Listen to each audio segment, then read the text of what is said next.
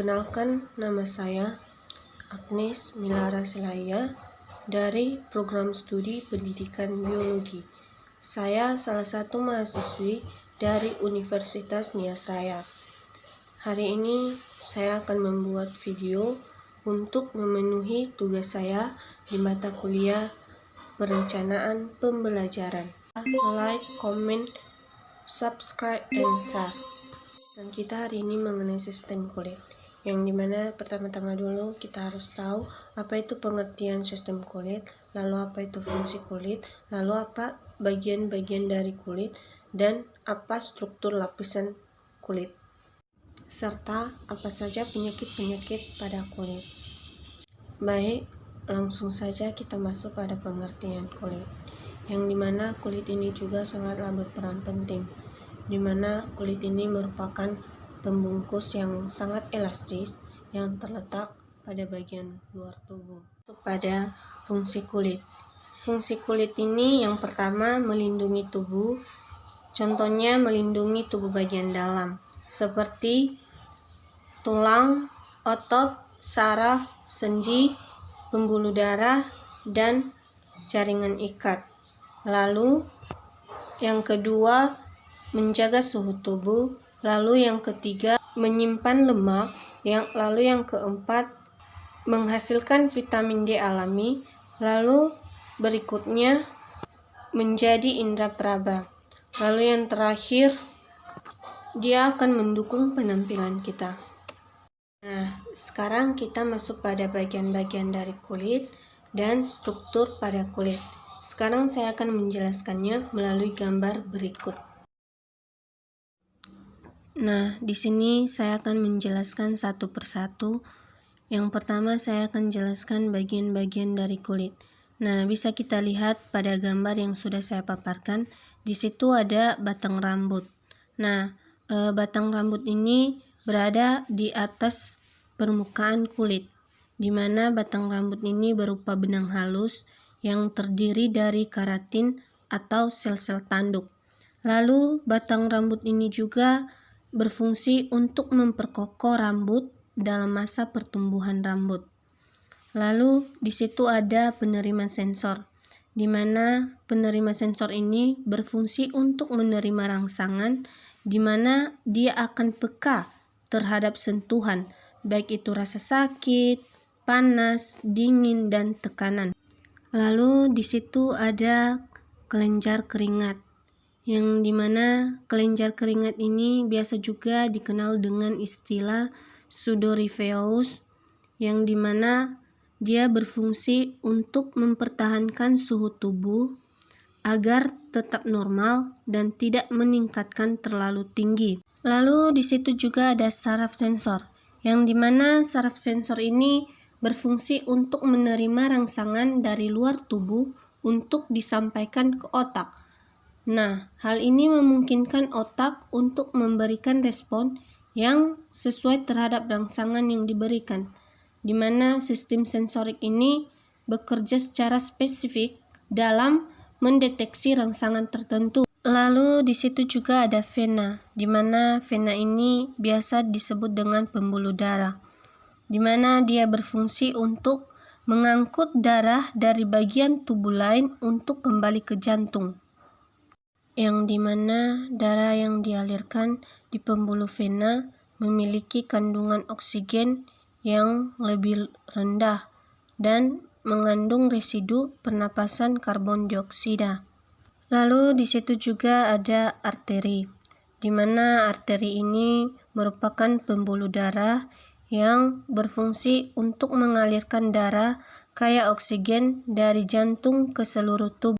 Nah, di situ juga ada akar rambut. Akar rambut ini biasa disebut dengan folikel, di mana dia terletak di dalam lapisan dermis kulit. Nah, di dalam akar rambut dikelilingi oleh pembuluh darah yang bertugas untuk memberikan asupan nutrisi untuk rambut. Lalu di situ juga ada kelenjar palit, yang dimana kelenjar palit ini biasa juga disebut dengan glandula sebacea. Nah, Kelenjar palit ini terletak di seluruh permukaan kulit pada manusia, terkecuali pada telapak tangan dan kaki, di mana kelenjar palit ini juga berfungsi untuk memproduksi minyak untuk melumasi permukaan kulit dan batang rambut. Lalu di situ juga ada urat saraf, di mana urat saraf ini adalah struktur jaringan urat yang menghubungkan otak dengan semua bagian tubuh yang membawa pesan tertentu ke otak dan mengirimkan berita dari otak ke bagian tubuh yang lain. Sekarang kita masuk pada struktur kulit pada manusia, di mana struktur kulit pada manusia ini terbagi atas 3 lapisan. Yang pertama itu epidermis, biasa disebut dengan kulit ari. Yang kedua dermis, biasa disebut dengan kulit jagat. Dan yang ketiga hipodermis, biasa disebut dengan jaringan kulit bawah. Nah, jadi saya akan menjelaskan satu persatu. Yang pertama epidermis atau biasa disebut dengan kulit ari. Nah, epidermis ini merupakan lapisan pelindung dan tidak memiliki pembuluh darah. Lalu epidermis ini juga merupakan lapisan terluar kulit yang tipis. Sekarang kita masuk pada lapisan dermis atau biasa disebut dengan kulit jagat. Nah, pada lapisan dermis ini kita akan menjumpai kelenjar minyak, pembuluh darah, maupun akar rambut. Lalu di lapisan dermis ini juga ada 2 lapisan, yaitu dermis papila dan retikular.